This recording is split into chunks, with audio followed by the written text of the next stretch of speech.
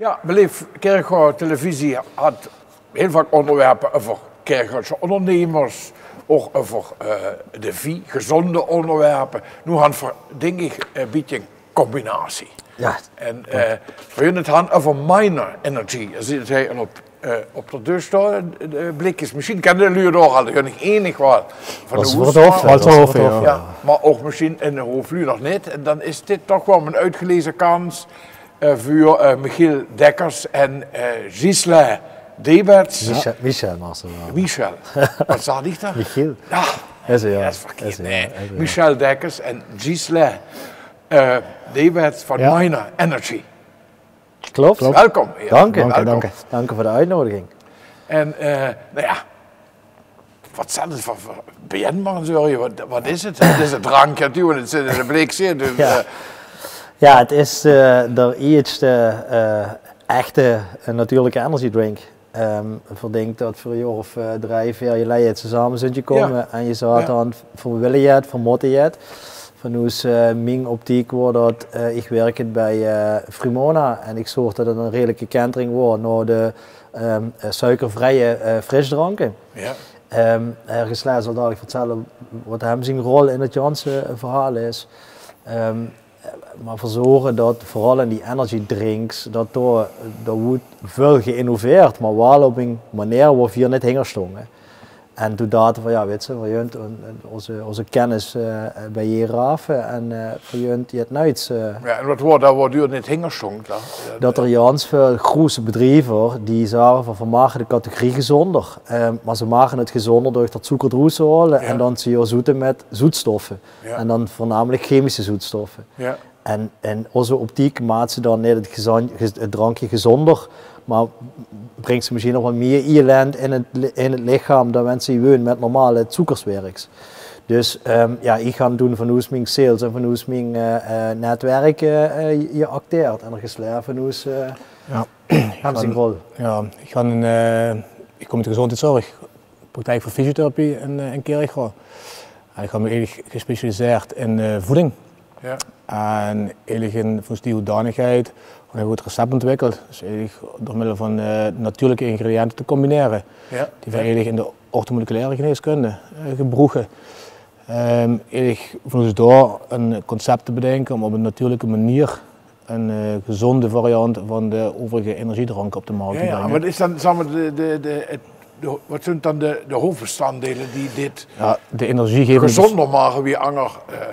Zoals weer Michel zei, we werken eigenlijk met natuurlijke grondstoffen. Ja. Dus alles wat ze binnenkries kan het lichaam ook daadwerkelijk afbreken. En dat kan het lichaam gaat met in tegenstelling tot de chemische zoetstoffen.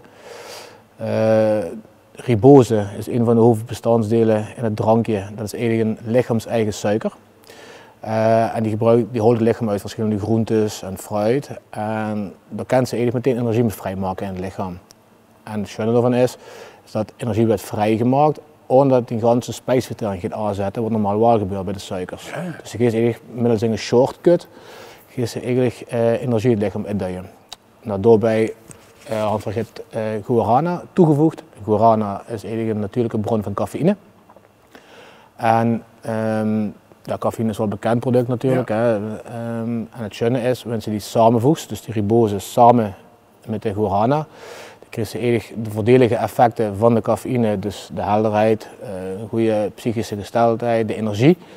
Maar dan krijg je niet de negatieve side effects wat bij andere energiedranken wel is. Dus geen hartkloppingen, geen slapeloosheid, allemaal die negatieve bijzaken.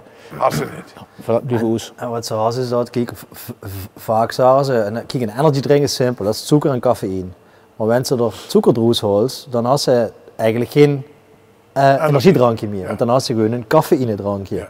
Maar dat had niet het effect wat ze vaak zouden denken. Dus de grote merken die met de light of met de zero varianten komen, die zijn eerder boel gewoon plattenweg een beetje aan het beduvelen. Een flesje. Ja. Een flesje. Een flesje, een blikje. Of een blikje. Ja. En wie, maar ik neem aan dat dan ook, dit moet natuurlijk ook getest worden. Of wie dat is nog niet zomaar je in een blikje doe je en dat verkopen, denk ik. Dat wordt maar waar. We zijn eigenlijk in het vuurtraject ook dan met een bedrijf samen met het laboratorium gedoken. En dan verschillende bijeenkomsten gehad eigenlijk om het ganse product duidelijk te meten, te testen, de smaak te optimaliseren, de verhoudingen af te stellen. Dat gebeurt allemaal in het laboratorium natuurlijk. Ja, een van de store, daarna werd het dan op de markt gebracht. De goedkeuring, natuurlijk certificaten, het ganse proces, dat was voor ons ook nee. Dat is nog net, denk ik. Ja, daar kun je gewoon geen bekijken. In dit land en in Europa. En mensen denken dat ze alles op een blikje mag zetten, dat is zo'n uitdaging. Want vrouwen een blikje ontworpen, schön tekst erop gezet, oesilaat, wat het allemaal doen. En dan houden we dat toch een slosse testen door en de etiket is allemaal beoordeeld. En dan kregen we schön een mailtje terug en alles wat erop stond, daar stond in roerstreef. Dat was blijkbaar. Ja. Zeker in die medische wereld, daar mag je niets claimen. Dus je mag niet zeggen, terwijl het zo is, ribose, jetig, positieve energie, dat mag ze net bij blikje zetten, want dan is het een claim. Ja, dat is ongelooflijk, maar goed, voor een schön leerproces. Dan moet het ook nog lekker zien, of niet? Ja. Want wenn het niet smaakt, dan brengt ze het toch niet allemaal. Vrouwen één doel en dat doel dat wordt, zeg maar, de aroma wat ze ruikt, moet ze ook proeven. Ja. Dus vrouwen echt veel energy drinks geprobeerd. En door trok ze het op en door ruikt het de rode stier en door proeft het groene tier. Door trok ze het op, doordat ze dit wil ik ja niet. Door verwolen een bepaalde smaak, geur, combinatie die je wil wordt. Ja. En net zoals voordat natuurlijk als afscheiden van de hersenenergie drankensegment, dus dat er ook een minder zoete smaak, minder zoete geur. Dus het is voor jullie ook wel wennen dat het minder zus is natuurlijk. En dat is waar we willen onderscheiden. En dan had ze nog de naam. Dat had natuurlijk te maken met de streek. Hè? Met de roots, hè? Ja. Ja, dan voor een project voor er echt veel van nooit van wie junt voor dan dat product nemen. Ja. Ja, voor Wolle Jans hier kort bij onszelf gebleven. Hè. Dus uit die mijnstreek, daar zijn de gekste naam voorbij komen, kijk, die vertellen. En uiteindelijk hebben we gekozen voor Miner. En Miner is eigenlijk heel simpel. Miner is mijnwerker. Mijnwerker holt het vroeger op een eerlijke manier energie uit de eet. En vier holen op een eerlijke manier energie uit het lichaam. Ja. En dat is de hinderliggende gedachte. Ja. En mensen eens nog kijken van welke namen bestaan er. Het gaat over het product en over de inhoud. En wanneer dat jod is, dan is er een naam die voorlicht wordt. Dat is niet belangrijk. Nee. In die zin dat het moet kloppen wat ze deed. Ja. En dan moet het verhaal wat veel vertellen. Hè? Dat oprecht en eerlijke verhaal. We kunnen iedereen in de ogen aankijken en zeggen, je kunt dit drinken, ohne dat ze daar problemen mee kiest. Je kunt dit gewoon, dat is natuurlijk. Er zitten geen rare addertjes onder het gras. En dat is veel wichtiger dan, zeg maar, welke naam dat ze kiezen. Ja. Ja. En je dit jut ermee? Ja. Dat is natuurlijk een beetje een ingewikkelde vraag. Ja, mensen kijken dat van hoe je het lang wie anderhalf jaar op de maat zijn, van zo'n start wie het WMC wordt. Dat was allemaal zoiets moment dat voor live jongen. Ja. Kijk, verwerken allebei de nerven. Hè. Ik ga in baan, er is een sladingbaan en verdunt dit erbij. En met ze eens kijken naar het ziet wat verdriet tegen en de output wat roes kunt. Ja, maar op dit moment echt niet klagen. Nee. Ja. En wat is het dan over van de fjord dan? Om zo'n standaard voor te stellen. Wat zit er dan? Breidt dat assortiment zich naar uit? Blijft dat alleen bij zo'n... De strategie zo wel eigenlijk dat voor het plan is om lokaal te beginnen. Ja. Dat is ook budgetair voor ons. Is dat te behapstukken. En eigenlijk is de bedoeling om de olievlek van Miner het meer naar het noorden te verplaatsen en eigenlijk voor het ganse land uit te vloeien. En uiteindelijk ook over de grenzen te verspreiden. Ja, maar op je briefje stond er nog rebranding. Hoor. Rebranding, ja, zit er ook aan te komen. We zijn inderdaad bezig om het blik een nieuwe vorm te geven. Qua look and feel. Qua look and feel, ja. Dus de naam blijft wel gelijk. Alleen er gaat wel iets veranderen in het uitzien van het blik. Ja. Ja. Nou, ik ga het direct proeven, denk ik. Ja, dat moet ze zeker doen. En dan moet ze ook een eerlijke mening geven. Ja. Dat is natuurlijk graag zo wichtig. Nee, maar voor 5 jaar, wat steeds voor 5 jaar. Weet je, dat is natuurlijk lastig te zeggen. We hadden het doel voor oren, voor wezen dat het uniek is in Engeland, voor wezen dat de receptuur uniek is. Maar voor wezen van de anderen zie je ook hoe lastig het is om de consument te bereiken. Ja. En om je het neer te zetten waarin de consument snapt, dat kan, dat darf. Want ja, daar is natuurlijk de gevestigde orde. Daar moet ze zich niet met messen, want dat valt niet zo. Maar boksring is ze neer. En wordt de intentie een hele nieuwe markt creëren met Miner. Ja. En dan ook misschien nog wel in de Formule 1 terechtkomen hoor, van de energiedrinks, zal ik maar zeggen. Hoor. Of nog voor... Hangen reclame te maken voor die fijnerij. Hey jongen, bedankt hoor. Ja, veel succes ermee. Dankjewel. Ja. En ik ben benieuwd naar wie dat eruit ziet in de toekomst. Dat doet er niks over vertellen, dus dat blijft geheim nog even. Maar Ook even geheim. rebranding, dat is een van benieuwd. Ja, absoluut. Goed. Zullen we al heel wat. Dankjewel. Ciao.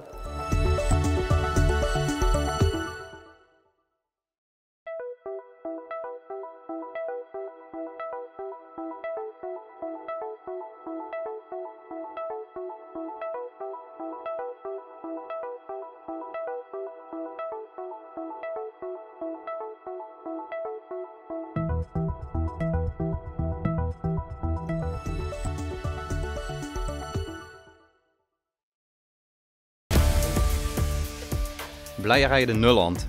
Ooit was dit een onopvallende wijk. Tegenwoordig is het steeds meer een trotse wijk met een eigen karakter.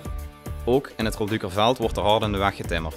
Er komen veel nieuwe mogelijkheden en verbeteringen aan. Zo worden er appartementen en uiteindelijk ook gezinswoningen gebouwd. Gezondheid en vitaliteit die staan hier voorop. Zo organiseert Roda JC de wijktour met veel gratis voetbalactiviteiten in de regio Parkstad. Mijn zoon Sam die vindt dat geweldig. De gezondheid van de jeugd is heel erg belangrijk. Meer bewegen en gezonder eten. Dat legt een goede basis voor later. Volledig voortgezet onderwijs is eindelijk weer terug in Kerkrade. Nu nog gevestigd in de Marktstraat, maar over een paar jaar tegenover Vie. Mijn zoon Sam is begonnen aan zijn eerste schooljaar op het Martin Buber. Fijn voor Sam, want nu kan hij op de fiets naar school. Dat is zo handig dat die school dicht bij het centrum ligt. Het centrum zelf is bruisender dan ooit. Er zijn verschillende mooie winkels en plekken om een lekker hapje te eten. En er worden regelmatig leuke evenementen georganiseerd. Daarnaast is er ook veel veranderd op het gebied van wonen. Zo komt er een nieuwe mix aan woningen verderop bij Centrometa en de Componist. En nu we een nieuw zwembad hebben, wordt Ter Pool omgetoverd naar een plek om te wonen. Er komen appartementen en stadswoningen, midden in het groen, maar toch ook in het centrum. Chic hè? Wist je dat de Rodahal een opknapbeurt heeft gekregen? Er vinden hier de leukste evenementen plaats, zoals de 90s Party. En in 2025 komt het theaterspektakel Het Geluk van Limburg naar de Rodahal. Chanwa? Ik heb net zo'n leuke middag gehad. Organisatie Impuls organiseert hier allerlei activiteiten voor jongeren. Zo kunnen we sporten, chillen en samen leuke dingen doen. Daar is Niels. Niels is boa. Hij is de laatste tijd meer aanwezig in de wijk. Als er iets aan de hand is, kan ik dit direct melden bij hem. Zo zorgen we samen voor een veilige wijk. Over veiligheid gesproken, de laatste zomers waren echt enorm heet. Dat kan gevaarlijk zijn. Zeker voor oudere mensen. Daarom is er een lokaal hitteplan en zijn er watertaps. Op deze locatie komen straks nieuwe woningen die ook kunnen worden aangepast naar levensloopbestendige woningen. Hier kunnen we straks blijven wonen. Wat fijn om weer eens door de buurt te lopen. Kijk eens, daar komen woningen voor ouderen met of zonder intensieve zorgvraag. Een goede vriendin van mij heeft dementie en die zou hier prima kunnen wonen. En daar zie je die grote bus. Die bus trekt door de buurt om mensen met elkaar in contact te brengen. Vooral mensen tussen de 50 en 70 jaar maken er gebruik van. Maar ook jongeren doen mee. Zo wordt het echt een gezellige generatiebus. Kijk eens naar de verkeersborden en hekjes bij de scholen. Die zijn fel gekleurd om de verkeersveiligheid te verbeteren. Zo weet je meteen dat je een schoolzone binnenkomt. Hier is ook veel gaande met Metlands Parkstad. Dat is een samenwerking die de regio op de kaart zet als een plek waar je goed kunt werken, wonen, studeren en leven. Ook heb je het Flexiforum. Hier komen bedrijven en mensen samen om mensen te helpen. Een bruisend bedrijfsverzamelgebouw. Het Flexiforum wordt binnenkort uitgebreid met het voormalig Sancta Maria College. Een voorbeeld van zo'n samenwerking is het ontwikkelcentrum. Hier krijgen mensen met een uitkering hulp bij het vinden van werk en het ontwikkelen van hun talenten. Welkom in de Schoolstraat, beste mensen. Hier wordt hard gewerkt aan de herontwikkeling. Ook de Toepsbergstraat gaat op de schop. Er komen levensloopbestendige woningen en eensgezinswoningen. Voor ieder wat wils. In de Torenstraat heeft een reconstructie plaatsgevonden. Zo is er opnieuw geasfalteerd en is er gewerkt aan verkeersveiligheid. De zorgverleners zijn bezig met een methode waarbij ze ouderen ondersteunen om hun eigen leven te blijven leiden. Precies zoals zij dat willen. Mooi toch? In augustus heeft het IKC Droomhof de eerste kinderen mogen ontvangen. Het is een voorziening in de wijk waar kinderen gedurende de dag komen om te leren en samen te spelen. Hoe anders was dat vroeger? Tegenwoordig kun je zelfs direct tegen de wethouders en burgemeester zeggen wat je anders wil zien in de wijk. Ziek hoor, want Kerkrade, dat zeiden we allemaal.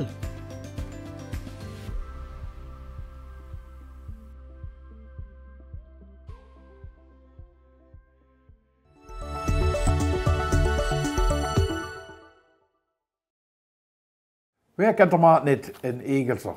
Ik denk, ja, de ringen weet dat door de schöne maand is hier samstig van 8 bis 5 volgens mij. De Janse Darbouw en of misschien nog niet, nou dan gaan we natuurlijk een onderwerp wat jij zal aanspreken, want na deze uitzending jeet Jedderingen, Jedderen samstig naar Egels op de maat. En wij kunnen ze er tegen, nou ik ga even het rijtje af. Dat is Jack Schilder, eigenaar van Jaap de Volendammer. Het is ook wel leuk om te vertellen waarom dat ze nu Jack heet en dan eigenaar is van de Jaap de Volendammer. En daarna gaan we nog ik ga het even goed zeggen, Saskia de Vries. En dat is een groente- en fruitzaak. Ja. En we gaan er Ron Moors en dat is polier. Nou, een bondgezelschap en een dwarsdoorsnede over de maat Egelser. En ja, laten we beginnen met de dame natuurlijk. Wat maakt de maat Egelser nu zo bijzonder? Ja, ik vind het zelf heel erg bijzonder. Gewoon dat eigenlijk, ja... Het ambacht, het stukje ambacht vind ik heel erg leuk. En ja, dan vraag je natuurlijk wat dat precies is. Wat is er een verschil tussen in de winkelstore en op de marktstore? Het verschil, wat ik persoonlijk vind, het verschil tussen de markt en de winkel is gewoon ook de sociale contacten. Er wordt leuk geholpen, jekere ambacht heeft zijn kwaliteiten, wat je over het product vertellen. Maar niet alleen de productinformatie, er wordt het lekker gelachen, er wordt het flauwekul gemaakt. Het is een beetje vrolijker en gezelliger wie. Ja, vind ik wel, veel socialer. Ja, ook wanneer het rent. Ook wanneer het rent, ja. En dat geldt ook voor die check of niet? Ja, ik ken namelijk ook het verschil aanwijzen, want ik ga zelf ook in de winkel op Blij. Op Blij, ja. En wanneer ik het zo neer moet leggen, kan ze me straffen, wenn ze met tegen mij moet zeggen van... Dan moeten ze naar winkelstore, want dat is, alle drie al, dat is eng. Er kunt 1 of 2 man komen naar binnen, maar op de maat is het gewoon meteen, het is een stuk vrijer. Ja. Weet je? En oké, het is wel winter en zomer en af en toe zijn de omstandigheden. Ja, moeilijk wanneer het koud is. En, ja, maar toch, ik denk dat kunnen we ons alle drie de hand geven. Het is een bepaalde vrijheid wat je als ondernemer hebt. Ja, absoluut. En dat is een heel prettig gevoel. En dan Egelser, want wat maakt dat dan speciaal dan Egelser? Zijn dat ook de grensgangers, zeg maar, dat ze internationaal publiek hebben, zeker niet? Want probeer dan maar zijn auto te parkeren op Samsung. Ja, dan was gelukkig. Ja, ik denk dat het een multiculti-markt is. Ja. Mensen dat mag zeggen, ohne sommige dingen te benadelen. Een hele diverse markt. Ja, en dat is natuurlijk, het hangt voor op de rest, op de mate waar 4 stond, is dat dus een stuk minder. Zo bijvoorbeeld in Kerkrade is dat wel niet. Maar door komen dus 4, 5 verschillende mensen uit verschillende landen, ook van heel ver weg. Ja. En ook nu die Oekraïners die zijn nu erbij in komen, die wat ze niet verstaan, maar dus als er een weg moeten vinden om met hun in gesprek te komen om iets te verkopen. En dat is wel af en toe een uitdaging om dat zo te doen. Maar dat maakt het wel weer leuk. En het is een hele, het zijn nog lui die willen andere dingen kopen, die wat van normaal gesproken door de weg verkopen. Vis van dat groente, fruit en dan komen we daar rond. Poliersbedrijf. Ja, de heentje op tomaatje. Ja, poliersbedrijven zijn ook niet meer zo dik gezaaid hoor. Bijna niet meer eigenlijk. Vengmans in de winkel, wat ze nog eruit kent. Ik denk dat van Limburg nog maar 2 of 3 echte collega's aan het wie vuren doen. Ja. Of een gegrild eentje, maar geen frisse aan meer. Nee. En dan moeten we met die zien. Ja, hoop het wel, ja. Ja. En bist er ook een marktkoopman, zeg maar, in harde nieren? Ja, ik denk... Dat ze zichzelf fruit op maken. Ja. Ik stond eigenlijk geen dag met plezier op. We stonden bijna alle dagen op de maat. Dus elke dag anders? Ja, niet alle dagen, maar 4 dagen op de maat. Ja, die doe ik echt met plezier. Ja, ja. En ja, dat is dan waarschijnlijk een dom vraag, maar wenn ik dat dan immer zie, dan denk ik, dat opkomen en dat afbouwen en dat inladen en dat met die kar varen. Het is ook allemaal, het is veel werk, maar dan met deze keer. Ja. We verdienen het super keer en dat zal voor ons alle 3 gelden. We hadden allemaal, hun aan het vulwerk, 4 aan het vulwerk. Ja, maar dat is, kijk in de winkel, dan zetten ze alles in de koeling of in iets wat en dan sluiten ze af en dan, Maar dus, wie we net al zeiden, op de maat, het is leuk met de lui. Ja. De wisselwerking met die klanten. Ja. Ja, dat is gewoon het leukste wat er is. Ja, want het gaat je hoe het allemaal in Egelse, de diversiteit, ook de verschillende, hoe verschillende landen wat daar beneden kunnen, die lui die inmiddels in Nederland wonen. Had die nog speciaal vragen aan die of zo? Of, ja, we hadden dan, de halal kip erbij. Ja. En we hadden kippetinen voor de Aziatische lui. Ja, natuurlijk, ja. En wat is een halal kip, wat is het verschil dan? Eigenlijk niks. Dat is alleen dan, ja, dat is door de priester van hun, ik weet niet wie dat precies heet, dat is bij het slagproces erbij. Ja, ja, precies. Dus ja, daar is niks anders aan. Nee. Ik denk dat bijna alles tegenwoordig halal is, maar omdat voor de hele bevolking loopt door elkaar heen. Ja. Godzijdank. Ja, maar dan kunnen ze het wel aanbieden. Ja. En dan is er tomaatvuur dan. Ja. En ook voor de meer Aziatische onderdelen van de kip. Huh? Ja, dat had je. Ja, nou ja, dat is zo. Dat is, ja. Ik vind het wel, ik vind het Jans ook leuk. Ik ken zelf een familie die dat eisen, dus voor mij is het niet zo Jans wie van de werkelijkheid. Dus, maar dan zie je het niet daarvoor liggen. Nee, dat klopt. En dat is, er zijn culturen die eisen alles. Ja, en dat is een Egelse. Ik denk dat ze een Egelse alles in groente en fruit, in vis of een kip. Ja, het groente en fruit is ook nog een speciale... ja, dat geeft het zeker op een, ja. Ik bedoel... veel aubergines wat verkocht werden, courgette, pepers, massaal. Massaal zelfs? Massaal, ja, dat is ongelooflijk. Bieten, dat ze denkt van ja. Maar het zijn ook nog de lieden wat echt koken en het nog gewoon met de kilo's metnemen. En echt doorstond voor de frisse producten en ja. Dus zeg maar wat de Nederlandse keuken niet had, dat wordt nu wel massaal op de markt gehaald. Ja, natuurlijk. Ja, absoluut. Ja, dat is toch een rijkdom dem voor handje krijgen door de jaren. Meerdere soorten knoflook en... Het werd al veel gebreuzeld, maar het had al veel jouws hier. Absoluut, absoluut. Ja, zo. Ja. Maar dat breuzelen is ook leuk. Ja, natuurlijk, dat duurt al een beetje. Dat is meer. Maar oké, nou ja, ik hoop dat jij er in bent en dat ziet. De volgende keer nog op maat en ik het er kunt. Ja. Of een keer ook natuurlijk, want dan zullen er in ieder geval allebei al. Hè. En hoop ik dat voor stof laat zien. Veel succes op maat. Ja, dankjewel. Dankjewel. En schön dat er allemaal zo enthousiast had verteld over wie leuk het is om marktkoopman of koopvrouw te zien. Ja. Bedankt dat hij was. Ja, dankjewel. Dankjewel.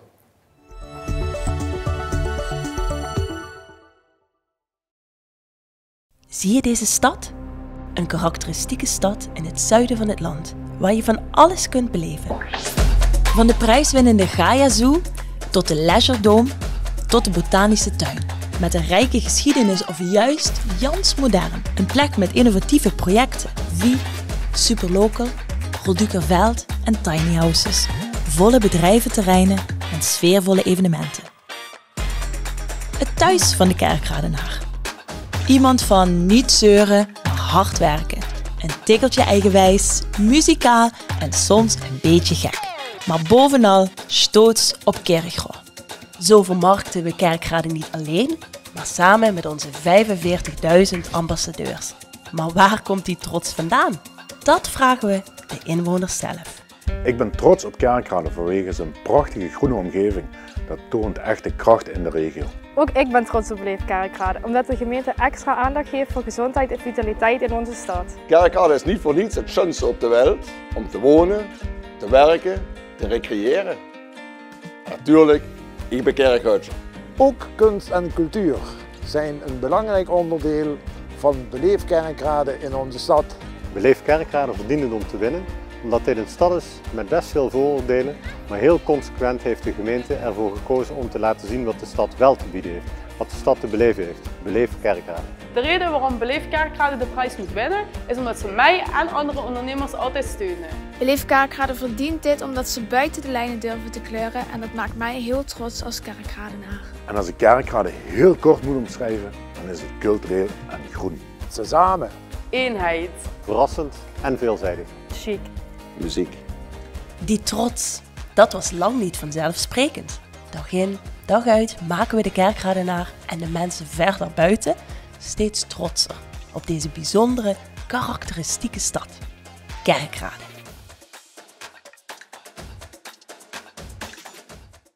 ...40 jaar popmuziek Kirchhoff. En 40 jaar stichting popmuziek Kirchhoff. Bij mij gaan er dus de pijlers van die stichting en misschien nog wel van de popmuziek Kirchhoff. Henk Gering en Jo Jansen. Jo en Henk. Ja. Welkom. Dag Ver. Dag Ver. Wat zou je nou met beginnen, wenn er zo zeggen, nou, dat is zo'n schöne aftrap voor. 1981, zou ik beginnen? Deugd doe maar meer. 1981, toen werkte ik als ambtenaar bij de afdeling cultuur en onderwijs van de gemeente Kerkrade. En daar heb ik veel ziet om je te bedenken. Daar is eigenlijk het idee ontstaan voor gemeenschappelijke oefenruimtes.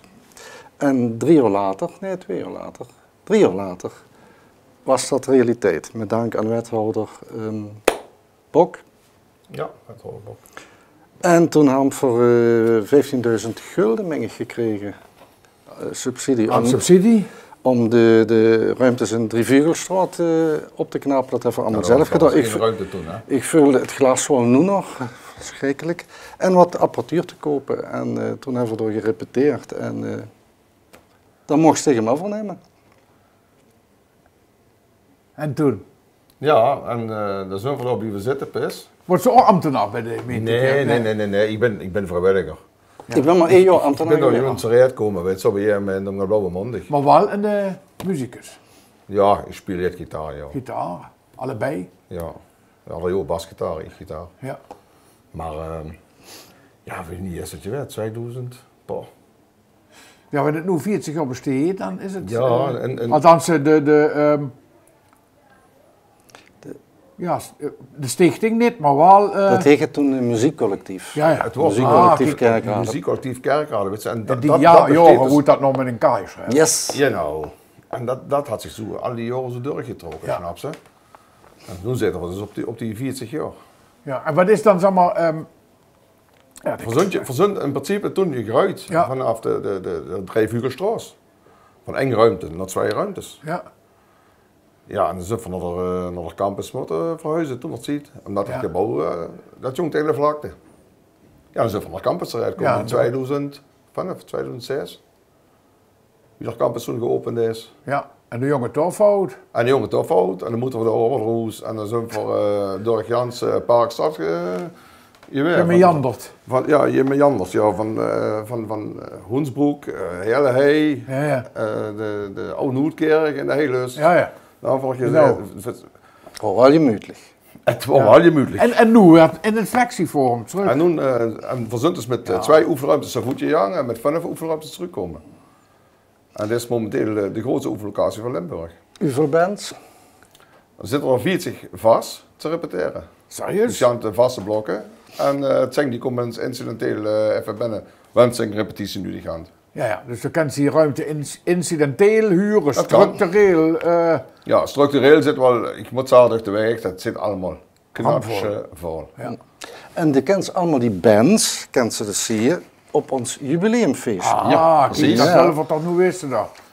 Ja, van binnen hij van dus een jubileumweekend. Ja. En dan beginnen we dus op de 20e maart. Dan speel je een band van de oefenruimte, Ruby Musken, het Larissa en dan maar een probleem. En als afsluiter van dan weer zijn spitsen. En de dag daarna spelen ongeveer alle bands die bij ons repeteren op en dag. Dus nou, ja, alle dat gaat niet lukken. Dit werd wel een uitdaging, moet ik zeggen. Kijk, van de 19 bands, die willen alle 19 spelen. En die spelen dus van 12 uur. En ik had ook nog puntjes gezet, want we wisten niet wie vlot dat allemaal gaat. Maar het is wel intro, iedere band speelt een half uur. Ja, nou ja. Weet je, en hoorstand, dat is het doen. Maar het zijn wel 19 bands, dus 19 keer op en de muziek is... van alles. Van alles natuurlijk. Van alles. Het is van jong tot oud, wat zeg maar, bij ons ook gerepeteerd. Wat een fantastische punkband, vind ik zelf. Ja, ja, absoluut. Ja, maar alle nieuwe bands zijn wat erop zit. Maar niet popmuziek, hoor. Dus niet, en wat in de slager zingt. Niet dat we weten. Nou, jawel. Serieus? Ja, daar niet bij. Maar ja, het gaat wel nog volgens mij. Dat had ze mij nooit verteld, Henk. Nee. En de slagerzanger er bijna hebben, want toch wisten we dat is dan wel. Ja. Maar het is een gevarieerd aanbod van alle soorten popmuziek. Dat is de bedoeling. Precies. Kijk, popmuziek is populair. Dat had niet een soort van, criteria om een ruimte ter beschikking te stellen. Nee. Dat maakt niet zo. Nee, iedereen is welkom, zolang we ze net blijven sloffen, valt het allemaal met. Ja, dat is het allemaal te regelen. En wat is toen, zeg maar, het hogere doel van u, wat daarachter zit? Wat voor ideeën zitten erachter? Nou, daar zitten geen ideeën achter. Wie ik toen nog ziet dat ze eruit kwam, in dat Janse gebeuren, daar hou ik van alles uit van, dit moet je en dit verloren, joh. Weet je? Een oefenruimte? Een oefenruimte, maar dit verloren, joh. Ja. Dat is belangrijk voor dat is belangrijk voor een stad, dat is belangrijk voor u. Ja. Dat ze ook je eigen kennen. Ja. Dat ze ook je herrie kunnen bouwen, zonder dat ze de buren aan elkaar zitten, zeg maar. Ja. Fantastisch. Dat wordt inderdaad niet van Jessen. Nee. Voor jullie Janshoven ook laten zien en de website en alles kunt. En dan wensen we u ontzettend veel plezier. De website is simpel, man. Ja, aan de hand van je zie je. Dat had ze toch gezien, hoor. Oefenruimtes.com. Ja. Je moeder kan het zien, hoor. Hey, veel plezier, hoor. En proficiat alvast met de verjaardag. Ja, dankjewel.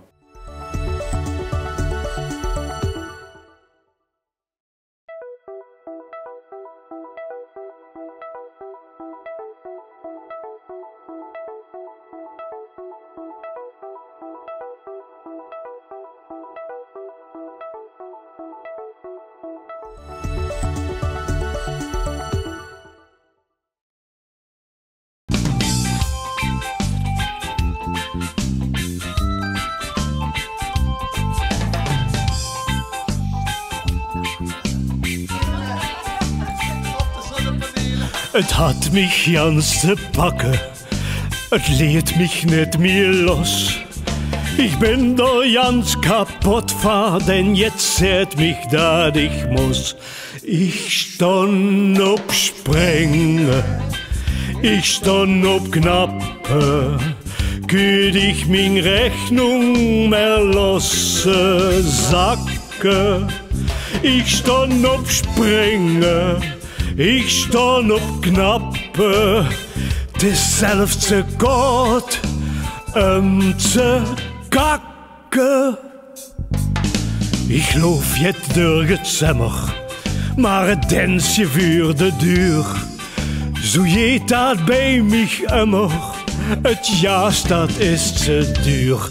Ik stand op Springen, ik stand op Knappe, küld ich min Rechnung mehr losse Sacke. Ich stand op Springen, ich stand op Knappe, dezelfde God te kakken. Ja, maar Joost, hast du da geen zonnepanelen? Waar word ik die dan lekker? Ik ga toch geen dag? Och, dat is dakloos. Ja. Ja, maar hast du alles gedaan aan spouwmuurisolatie? Weet je wel, kan zich ook geen tissues tussen de botsen. Ja, wat? Ja, maar niet zoes. Wat hast du dan gedaan van een warmtepomp? Hast du dat dan gedaan? Dat is geen pompen. Ja, wel een fietspomp. Ja, de pomp lekker weer, weet je. En wenn het dan zoiets is, ik ken daar endlich erop. Da komen mich de Tränen, der Strom der ist warm op. Ich stand op Springen, ich stand op Knappe, kun ich min Rechnung mehr losse Sacke. Ich stond op springen, ik stond op knappen. Het is zelfs te koud om te kakken.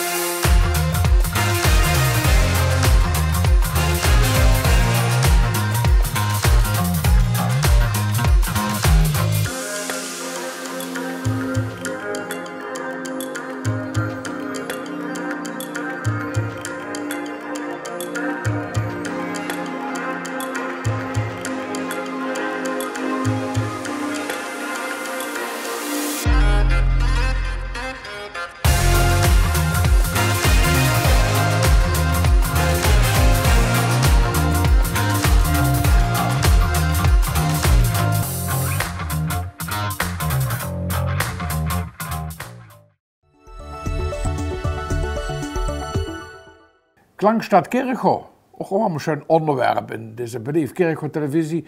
En dat doen voor, omdat dit jaar de Koninklijke Harmonie Sint Philomena uit Kericho, Chèvremont, chevé met 125 jaar besteedt. Nou, dat is een rare om fest te vieren.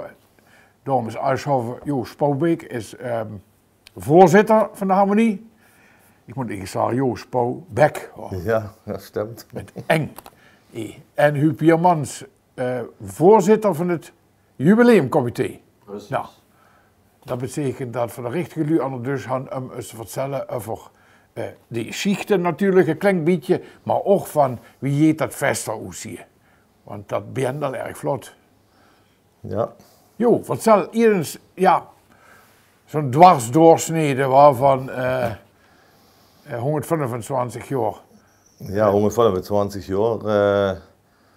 In 1899 vonden ze het ziet werden dat chevé met oorharmonie kreeg.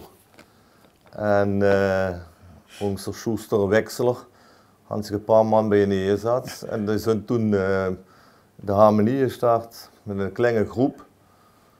En vanaf het begin is hele jongen maar een samenwerking met de Schutserij, Michael. De harmonie kreeg instrumenten. En dan had de Michael gezegd, wanneer niet zo de straat op kent en ons naar de kerk speelt, dat worden Lambertus, omdat nog geen kerk op z'n ja. Toen, en dat is toen gebeurd, dan hadden ze zelfs geld verkregen. Ja, dat waren dure dagen. Dat waren nog zitten hoor. Ja, dat waren nog zitten. Ja, ja, en dat is samen die gegroeid en erg succesvol geweest. Jaren 30 al concoursdeelnames. Jaren, ja, 1950 zo'n predicaat koninklijk krijgen. En naar aanleiding van het 50-jarig jubileum, wat nu 49 was. Toenmalige voorzitter, dat Tij Iding, de opa van... Dat was de opa van de... Ja, Tij Iding. Ja. Die had toen die vraag gesteld, maar dat moet via de burgemeester. En zodoende kon hij voor dat predicaat in 1950 krijgen. Daar had ook een met gespeeld dat we ons in de kreeg hadden opgehoven als harmonie. Dus een activiteit had je daar. Ja, daar zijn we wel erg stoot op. Jaren 60. En jong activiteiten wel zo dat ze op geen enkele manier die verbonden worden zie je met de het nationaalsocialisme. Ja, ja. Ja. Ja. Meteen afstand van je normen. En dat was deel de waardering voor dat predicaat te krijgen, in combinatie met 50-jarig jubileum. En wie jongen toernooi weer dan? Nou, die harmonie die groeit en die bloeit en wordt erg succesvol. De jaren 60, ja, superieure afdeling. Maar eerste prijs met lof door jury, goed zich messen met booggestorren. Ja. Ja, en dan kreeg ze natuurlijk ook een bepaalde leegloop. Veel beroepsmuzikanten toch afgeleverd. En in het kort willen doen, zou ik door Harry Ries willen nemen. Die zeer lange kullen had gespeeld en nu nog maar actief is op de trombone. Ja. En wellicht de bekendste, dat worden Sjaak Meertens. De solo-clarinetist is weer bij Concertgebouworkest. En dat zijn allemaal zonen van de Philomeen? Allemaal in de Hall of Fame zo, die moeten hangen. Ja. En dat is ook Natuur, die zo ze erbij. Recentelijk nog Astrid Handels op fluit en Henk Meertens, dirigent is geworden, dus van veel muzikanten. Ja, dus dat is wel een goed nest. Ja. Wat dat betreft wel, maar in de jaren 70... en worden nog liever chauffeur met dan? Vaak. Ja. In de jaren 70 in combinatie met dat de Koelzau is gegaan, is de harmonie gewoon weer gekomen. En door Martin Handels is toen voorzitter geworden. Samen met Nestor van Oster, Wil Mennens, dat is ook leren kennen van u. De tuba-bloeiers, die speelt nog maar vanaf 60 jaar. Die lui had toen dat ziet, ja, dan hoor ik nog een sneuzel van 14 jaar, maar 74 zijn voor bijvoorbeeld de opzog op een overvrachtwagen met 14 leden. Dus hij houdt zo wel een dieptepuntje toen. Ja, dat kan ze wel zeggen. Dan hoor opsterven nooit doet. Maar daarna had de verein zich weer gepakt. En toch maken al die vereinen dat wel met volgens mij gewoon. Ja, absoluut. Op een of andere manier, op een of ander moment. Ja, en een bepaald moment hebben we volgens jaar voor een concours deelnames mee. Voor je leven op race. Dat hebben we toch wel duks in nog gedaan.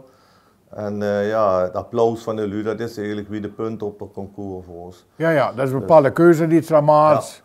Niet meer al die proverij en normaal werken, maar ook zo gezelligheid. Ja, en in de Schweiz weer. 61 samen die al een keer naar Forli weer, naar Italië, met het zorg. Dat was toen al zeer bijzonder. Ja, de laatste race die waren naar Sint-Petersburg. Amalfi hebben we gespeeld, aan de kathedrale trappen. Sorrento en Shanghai en de Butterfly. Osnabrück. Dus, dat is net niks, zou we dat chauffeur met wel kunnen. Ja. En nu 125 jaar. En dan bist u voorzitter van het jubileumcomité. Bist u ook een muzikant of niet? Nee, ik ben wel muzikant met mijn stem. Ik ben 20 jaar lid geweest van de Lambertus. Maar ik speel verder geen instrument, maar ik ben wel een muziekliefhebber, uiteraard. Ja. En wie dat fest toch gestalte krijgen? Nou kijk, we zijn al een tijdje bezig. Hè. Dus hebben ik gevraagd een voorzitter van het jubileumcomité. Daar zitten we met een man of 5 of 6 doorin. En door hebben we zo begonnen om eens een selectie te maken. Over het ganse jaar, dat loopt van augustus nu bis augustus van het volgend jaar. Ja. Zo gisteren trouwens begonnen. Dat is een soort feestjaar. Feestjaar. Gisteren begonnen al. Ja. We zijn met een steekkoel, hebben we een barbecue voor de leden, met familie en dergelijke. Hartstikke leuk, maar. Hebben we toch gehouden. En dan hebben we een verdere programma, dat bijvoorbeeld 7 oktober, dan is een paviljoen op de maat. Ja, ik weet het. 6 oktober. 6 oktober. En door is de harmonie. Ja. En ook met de Joos Meijs en het Floor Bosmans. Ja. Dus dat is dat. Dan hebben we in de december, 16 december, hebben we het kerstconcert in de Gaia Zoo. Dan hebben we in de januari warm. Hebben we het programma van Knipperploem. Knipperploem, dat is door de Wingbulen in Heerlijk georganiseerd. Ja. Maar dat is de Philomeen allemaal zeker van het ene orkest in Engelsien en de Heerlijks orkest in Engelsien. Een wonder van Heerlijk nu weer bijna. Ik ben net 10 jaar en dan moet 1200 lu. Ja, dat is echt ongelooflijk hoor. En het programma is zeker hetzelfde. Ja. En dan hebben we in de zomer, dan moeten we nog een precieze datum, dan kun je concert van alle jeugdharmonieën van Kerkroor, dat georganiseerd werd. Door zijn we aan het werken om dat dingen te krijgen. Dan hebben we op 20 juni is het volgend jaar is het galenconcert in het theater in Kerkroor. Met allemaal jonge Kerkraadse talenten die er zijn in hun optredens. En dan hebben we in de augustus een concert in de Gaia Zoo. En dat is eigenlijk met Dixie Band, Albeumische en nog een sectie. Vier zinspitsen. Ja. Dus die 3 orkesten. Ja. En die hamveren dan in de botanische tuin. En dat is eigenlijk ook het afsluiting, het volgend jaar in augustus. Dan hamveren eigenlijk over dat ganse jubileumjaar een prachtig programma. Nou, daar ben je wel even mee bezig dan, mensen. Ja. Wel eens ik studeer allemaal. Ja, dus daar zijn we ook wel trots op, want dat we dat programma hand kunnen neerzetten. Dat kost ook wel behoorlijk het geld. Hè. Dus maar goed, we hebben ook voldoende sponsoren wat dat betreft. Dus we zijn ervan overtuigd dat we dat ook financieel... dat gaat zeker lukken. En nog leuk met dat ze die jongen erbij had. Ja. Dat ze zo'n jeugdorkest voor al die angerkorps. En dat ze dan één groot kerk-orkest op de precies. Kies. Dat is de bedoeling. Ja, hartstikke goed. Ja, dat is de bedoeling. Dus ik ben benieuwd. Ik wist bouw zeker dat versteer komen. Dat is het enige wat zeker. Ja. Ergens, nou ja, alvast veel plezier. Veel kaartverkoop. Veel succes met het korps sowieso. En zo'n jubileum weer gewenst. Zonder hij wordt. Gaat zeker lukken. Hartstikke dank. Dankjewel. Dank je. Dank je.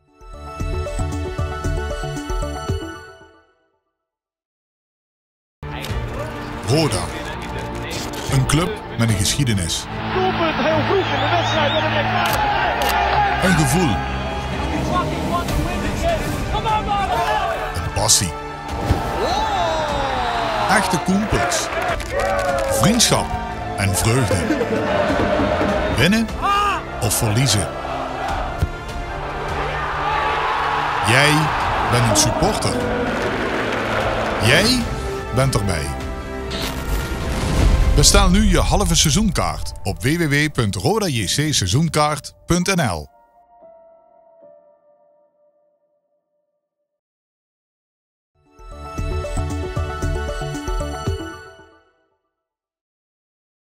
Want natuurlijk, en dat niet, hing nog ruk, maar we hadden allemaal een fantastische sportzomer in Nederland. Dat kunt je niet zo flotteren, dat alle hingerijen kunt doen.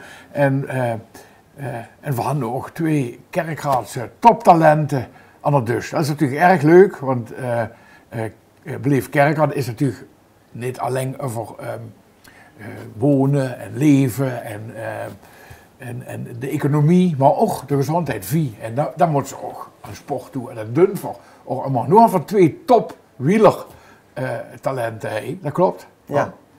Al zat dat van zichzelf, dus ze had liever dat we op het Hollands over, want dat is voor hen makkelijker. Dus aan tafel, Jip Franke, Wouter Toussaint, 2 Kerkraadse wielertoppers. En heren, vertel eens, waar fietsen jullie? Bij welk team? Ik fiets bij WV Schijndel, dat is een Brabants team. In Schijndel, clubteam. Mijn tweede seizoen nu, ik ben nu tweedejaars junior. Dus, tweedejaars junior ben je nu. En hoe oud ben je dan?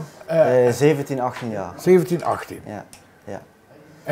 En Wouter? Ja, van Wouter hebben we al iets meer gehoord. Ja, dat klopt. Ja. Ik fiets bij Wanty Rius Technor, dat is het opleidingsteam van Intermarché Wanty. Ja. En daar fiets ik nu sinds begin dit jaar voor. En ik ben tweedejaars belofte, dus dat is de leeftijdscategorie die van 19 tot 23 loopt. Ja, en wat belofte betekent dat je ook misschien wel professional wil worden. Ja, ik denk dat junioren dat ook willen worden, maar belofte is echt... Dat komt wel wat dichterbij, hè? Ja, dan komt die stap heel dichtbij, ja. En als je nu... hoe is dat zo begonnen eigenlijk, dat fietsen? Met jullie? Ik weet dat ik van mijn communie een racefiets kreeg van papa en mam. En toen ging ik elke zondag eigenlijk met pap fietsen.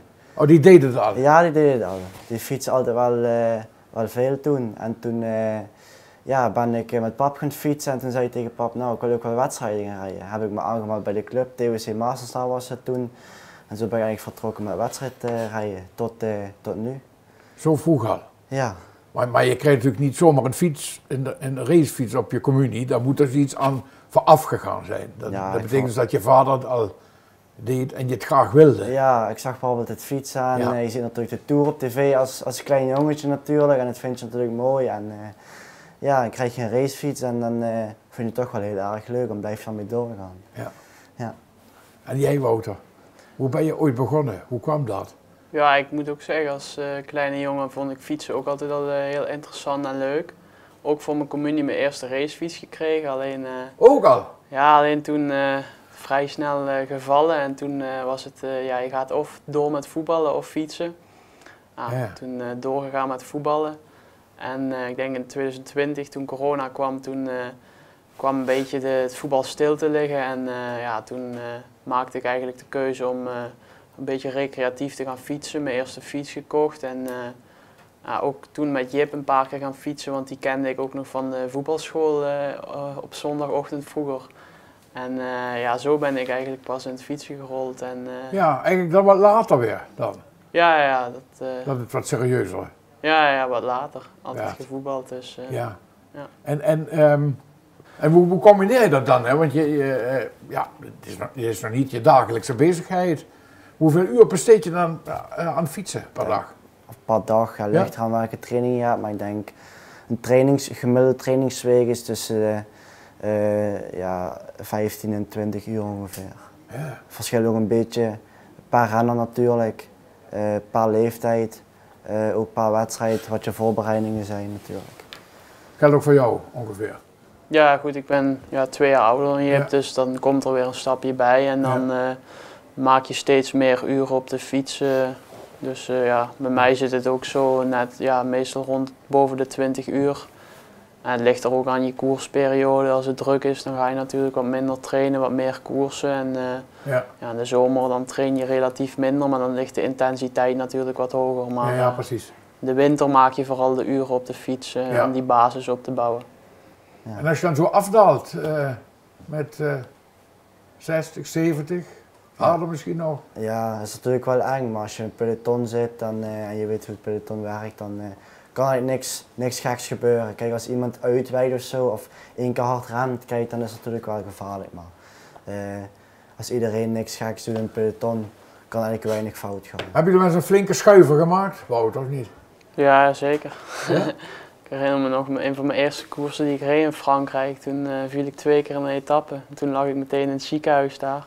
Dus dat was ook leuk voor mijn ouders. Met breuken of nee, ik heb gelukkig, ik moet afkloppen, ik heb nog nooit wat gebroken. Maar dat zal er ook wel een keer aankomen, een sleutelbeen of zo. Maar ja, daar moet je niet te veel aan denken, want dan krijg je echt wel veel angst in het peloton. Goed, moet je niet hebben. Nee, dat... Gewoon lekker op de fiets blijven. Ja. Precies. Nou, hartstikke goed. Nou ja, ik wens jullie heel veel succes verder. En we hopen jullie ooit in het profpeloton te zien. Hè? Dan hebben we iets wat dat ze in kerk hadden kunnen zeggen, kijk, dat is een jongen van ons. Ja, goed. Heel veel succes, bedankt voor het leuke gesprek. Ja, dankjewel.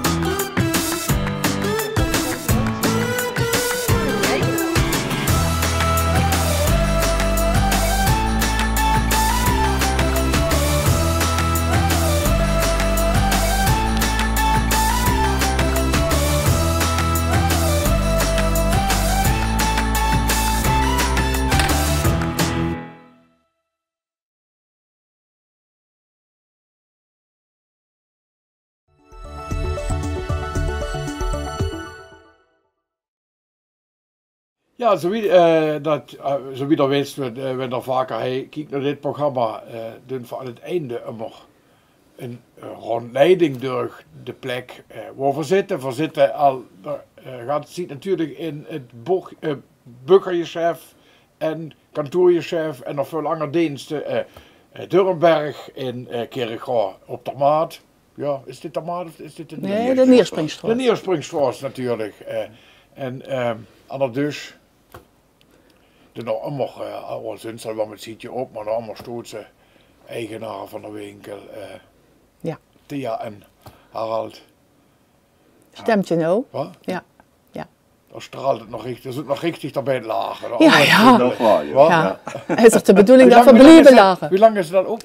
We zijn maandag de 29 januari opgehangen. Ah, ja. Het is een vertaal, dit is nu bouwd, dat 30 mei. Ja. Dat is het enige al hoor, moet ja. ik zeggen. Dus we zijn toch 4 maanden bezig. Ja. Ja. De vel is goed. Ja, en wat zijn ze, een klein beetje over de geschichte, want daar heeft natuurlijk nog al het aan vooraf, aan de winkel. Hey. Ja, mijn opa en oma, die zijn begonnen in de Maatstraat in 1952. Ja. 16 juni 1952. De opa en de oma. De opa en de oma. Begonnen met een kopieerinrichting. En dat is uitgegroeid tot een drukkerij. En mijn oma had daar speler kantoorchef bij krijgen. En daar zijn we eigenlijk weer bis eind januari. Ja. Mijn pap en mijn mam hadden dat weer gezet. Voor hand op een gegeven moment houden we een drukkerij met zo'n 20 medewerkers en een kantoorwakhandel. Ja. En uiteindelijk had mijn broer de drukkerij overgenomen en vuurhand het chef vuren aan de straat overgenomen. Ja, want dat is niet allemaal boekhandel. Joh. Nee, dat is niet allemaal. pas in de latere jaren gekomen. Ja, in 2004 jong op de Eck, Groepellenstraat, Einderstraat, jong standaard boekhandel of plantageboekhandel, jong Schlessen. En ik had er allemaal de droom voor een burgerchef te hebben. En dat was voor mij toen het punt van ja, wat kun ik nu doen? En toen heb ik besloten voor dat te doen. In de Maatstraat. Ja. En nu nee. En nu nee, we zijn vorig jaar april zijn we begonnen met nadenken van ja, moest voor hij nu nog blijven of je hem toch verplaatsen. Ja. En dat is de Neerspringstraat geworden. Ja. Voor jou, net wist dat u nog veel de Bergstee. De Bergstee, ja. Toch Bergstee. Het hartje van het centrum, ja. We hadden ook door de mond we 5 leesclubs en die zijn ook regelmatig bezoeken het avonds. En dan mag voor ook de deurschrijverij en dan zit voor gezelligheid te kallen over lezen. En ja. Wil je nog eens kijken op je plaats of niet? Ja. Ja, ja. Goed. Oké. Goed.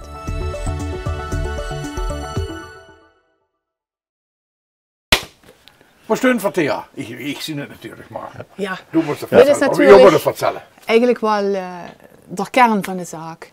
En dat is de kinderburger. Ja. Dat vinden we toch wel Jan wichtig. Ja. Daar begint het met. Wat? Kinderen moeten lezen. Ja. Moeten lezen, moeten gelezen worden door de mama en pap, dan moeten ze zelf lezen. Ja. En spelen roetjes de deur naar. Hopelijk is dat een basis gelaten voor veel te lezen. Ja. Voor veel is het vanzelfsprekend, maar voor de hoofdvloer ja niet. Zo. Nee. Dus, nee, absoluut. En het is voor nu natuurlijk een luxe, wat?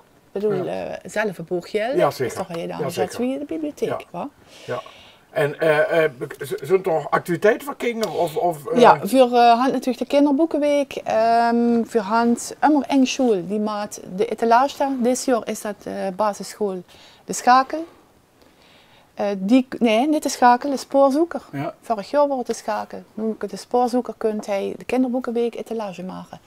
Voor hand dit jaar de eerste keer op donderdag de 12 september de opening van de boekenweek voor jongeren.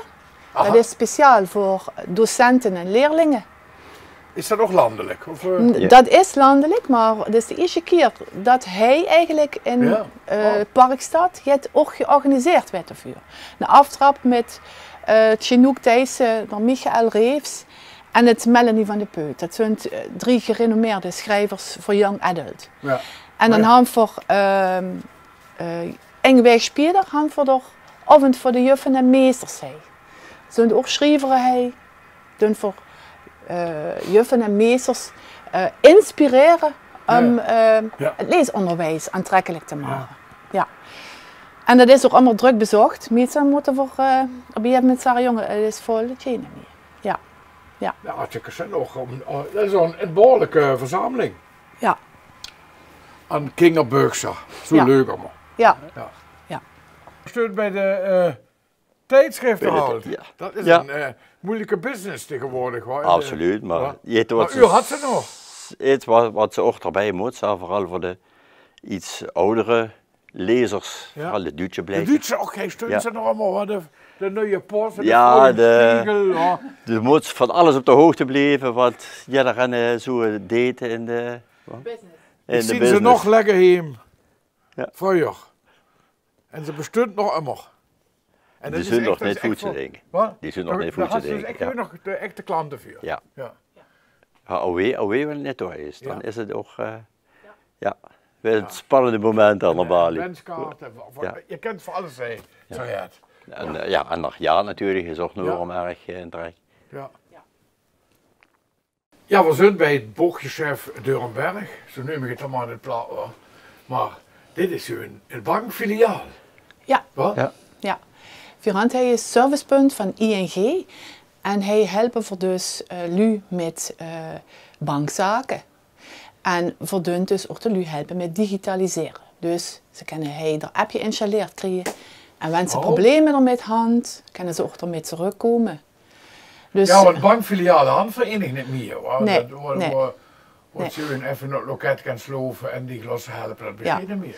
Du hast, het laatste kantoor is gesloten in oktober 2023 in Heerlen. Ja. En op dit moment zijn we het meest toegankelijke punt van ING servicepunt. Servicepunt. Ja, en stiet hij dan de duur dat of stiet hij ING? Nee, dat doen we. Ja, we zijn allemaal opgeleid. Op dit moment zijn het 3 mannen die het kennen en nu bijna nog 2 dames uit het team opgeleid. Ja. En we moeten dus ook allemaal opfrissen en bijscholen en nu maar op. Ja, dus het is echt eerste lijns bankwerk, hè? Tot op zekere hoogte. Ja. De meeste basisdingen kennen we. Ja. En we dan nu ook gewoon eruit kunnen die nog niet zo goed met de computer even weg kennen. En, ja. En dat allemaal maar ingewikkeld vinden. Ja, de toekomst is natuurlijk dat ze met de app moeten leren. Ja. Want het werd allemaal beperkter. In de toekomst, dan zal het probleem ook kleiner worden, denk ik. Ja, want dan werd natuurlijk zo'n de meeste lu gedigitaliseerd. Veel zijn het al. Ja. En hij aan die kant had we dus ook de mogelijkheid dat lu zelf hun bankzaken komen doen. Dus vuur kennen het bedienen. Maar een klant kan ook zelf komen staan en zijn bankzaken doen. Want ze zelf geen PC hebben. Ja. Nou, goed. Ja, we staan bij de beroemde gele automaat inmiddels, hoor. De geldmaat. Ja. Alsof het dingen vreugd is, hoor. Dan, Ja, druk bezocht bij ons. Vuur hadden een geldmaat plus assistentie. Dat wil zeggen dat lu die hulp nodig had met geld opnemen. Want het ding is natuurlijk behoorlijk snel. Ja. Daar kan de vuur bij helpen. Er is een vuur bevoegd vuur om de lu daarbij te assisteren. Ja, want je kunt natuurlijk in aanraking met allerhande privacygevoelige informatie. Ja. Nou, dus bij de ING-bank gaat, hè? Ja, goed, we zijn geïnstrueerd wie voor de klant hij moest helpen. Ja. Want toch oudere medemens, meestal vindt het jetzt spannend om hij dat geld op te komen halen. Ja. En ze steunt hij natuurlijk ook binnen, veilig. Als wie dat ze aan Stroos, aan Duur en de Moer van geld moet halen. Ja, zeker. Want dan had zij wel de winkeltijden, hoor. Dan moet ze natuurlijk wel... Dat is zo. Maar de meeste lui richten zich erop in en voorzien ook van hand ook echt op vaste tijden dat voor de lui zien te komen voor te tanken. En ook de vaste klanten natuurlijk wel. En ook de vaste klanten, ja. En dat doen we dus bemannen met ons personeel, met onze medewerkers. En het is natuurlijk zo, zo'n dienst wie Geldmaat en PostNL en ING, dat kan ze natuurlijk blijven arbeiden, want ze natuurlijk ook alle andere dingen waarvoor van leven, want voor die kunnen verkopen. Ja, dat deed zich eigenlijk een beetje... De hangt wijst aan. Ja, En dat probeer ik af en toe ook wel eens duidelijk te maken naar u. Van kijk, we kennen dit bij je. Ja. Maar dan moet soms af en toe... Er moet een balans in zien. Ja.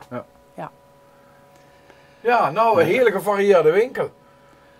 Ja. Met vooral natuurlijk de kern van zeg maar boek- en kantoorboekhouden. Ja, dat is natuurlijk ons hoofd. Dat blijft het ook. Ja, dat blijft het ook, ja, absoluut. En nou ja, van vanmiddag zo'n meisjes zie u. Bedankt voor de gastvrijheid. Ja,